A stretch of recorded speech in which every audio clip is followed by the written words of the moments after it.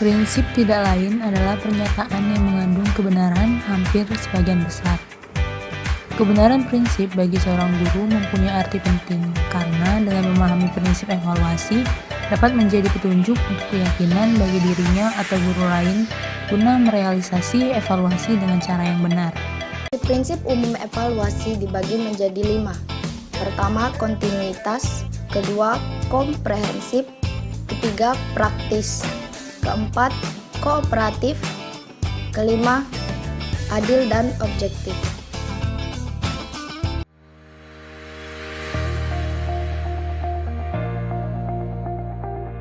Kontinuitas. Evaluasi tidak boleh dilakukan secara insidental karena pembelajaran itu sendiri adalah suatu proses yang harus dilakukan secara kontinu.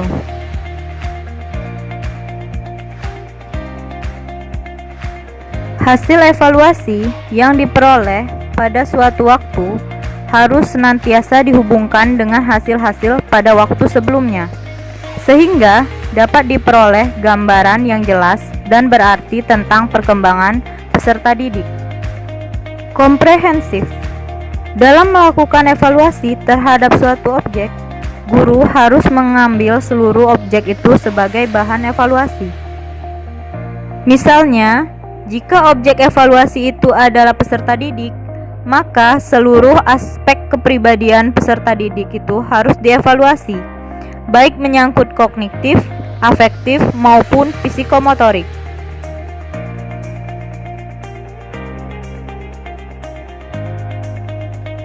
Praktis.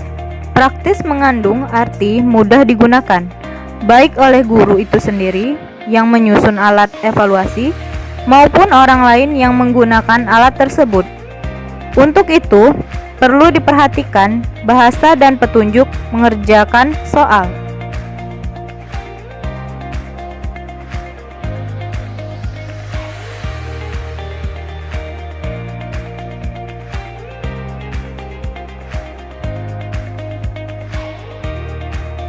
Kooperatif. Dalam kegiatan evaluasi, guru hendaknya bekerja sama dengan semua pihak, seperti orang tua, peserta didik, sesama guru, kepala sekolah, termasuk dengan peserta didik itu sendiri.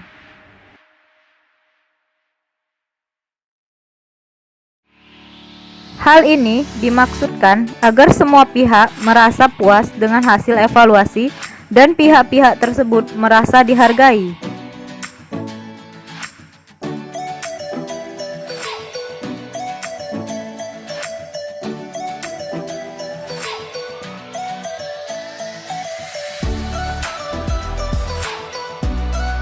Adil dan objektif.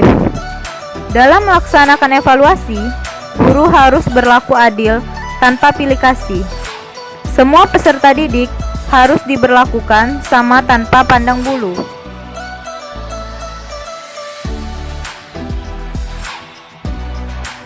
Selain itu, guru juga hendaknya bertindak secara objektif, apa adanya sesuai dengan kemampuan peserta didik.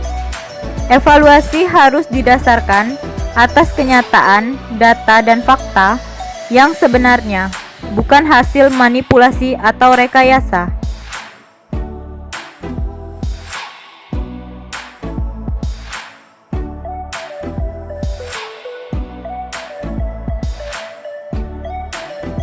Prinsip evaluasi menurut Rubianto. Prinsip totalitas, prinsip kesinambungan, prinsip objektivitas.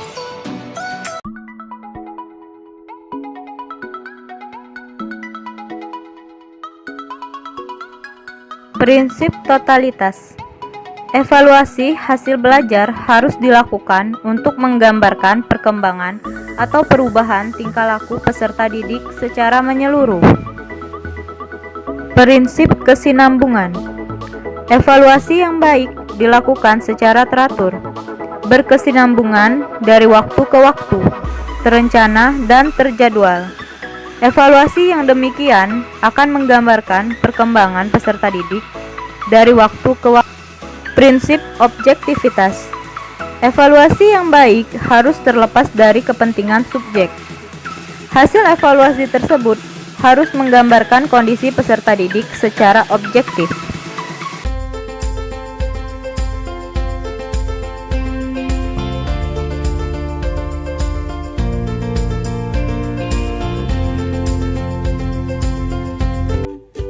Subjek evaluasi. Subjek atau pelaku evaluasi pendidikan ialah orang yang melakukan pekerjaan evaluasi dalam bidang pendidikan.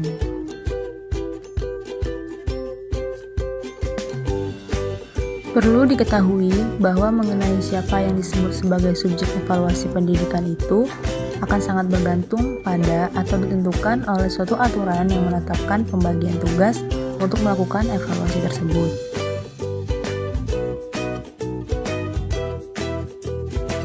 Jadi, subjek evaluasi pendidikan itu dapat berbeda-beda orangnya.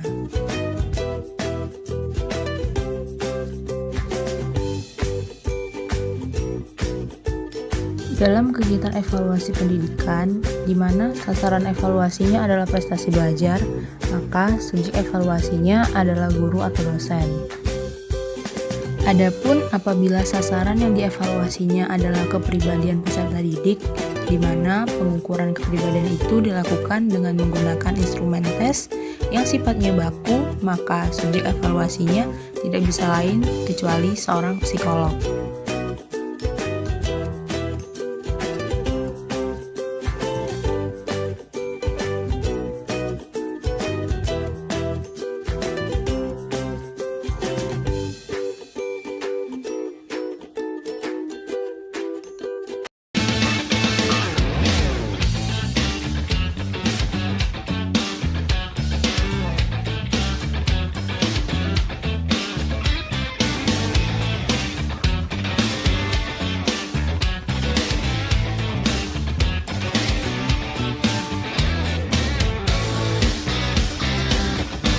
Alat adalah sesuatu yang digunakan untuk mempermudah seseorang untuk melaksanakan tugas atau mencapai tujuan secara lebih efektif dan efisien.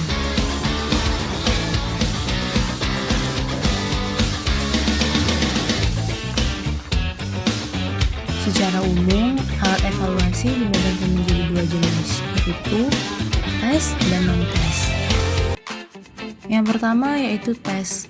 Tes adalah alat atau prosedur yang dipergunakan dalam rangka pengukuran dan penilaian yang dapat berupa pertanyaan, perintah, dan petunjuk yang ditujukan kepada peserta didik untuk mendapatkan respon sesuai dengan petunjuk tersebut.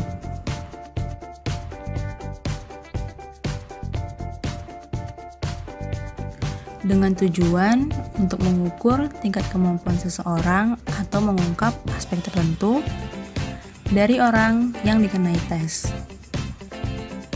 Teknik tes ditinjau dari segi kegunaan untuk mengukur peserta didik, maka tes dibedakan menjadi tes diagnostik, tes formatif, dan tes sumatif. Tes diagnostik adalah tes yang digunakan untuk mengetahui kelemahan peserta didik sehingga berdasarkan hal itu dapat dilakukan pemberian yang tepat. Tes formatif. Evaluasi ini dimaksudkan untuk mengetahui sejauh mana peserta didik telah terbentuk setelah mengikuti suatu program tertentu. Tes sumatif. Tes ini dilaksanakan setelah berakhirnya pemberian sekelompok program atau sebuah program yang lebih besar.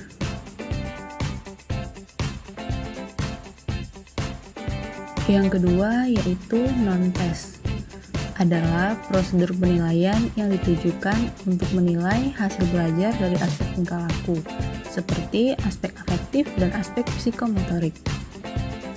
Teknik non-tes. 1. Skala bertingkat. 2. Kuesioner. 3. Daftar cocok. 4. Wawancara. 5. Pengamatan.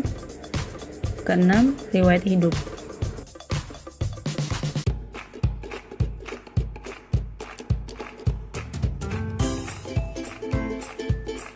Yang pertama, skala bertingkat. Skala menggambarkan suatu nilai yang berbentuk angka terhadap suatu hasil perkembangan. Kedua, kuesioner, berupa daftar pertanyaan yang harus diisi oleh seseorang yang akan diukur atau responden.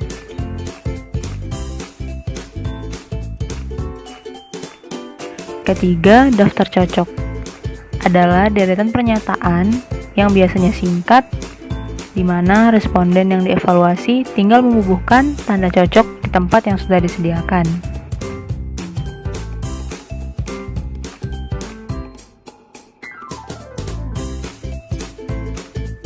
Keempat, wawancara, adalah suatu metode atau cara yang digunakan untuk mendapatkan jawaban dari responden dengan cara jalan tanya jawab sepihak. Kelima, pengamatan, adalah suatu teknik yang dilakukan dengan cara mengadakan pengamatan secara teliti serta pencatatan secara sistematis.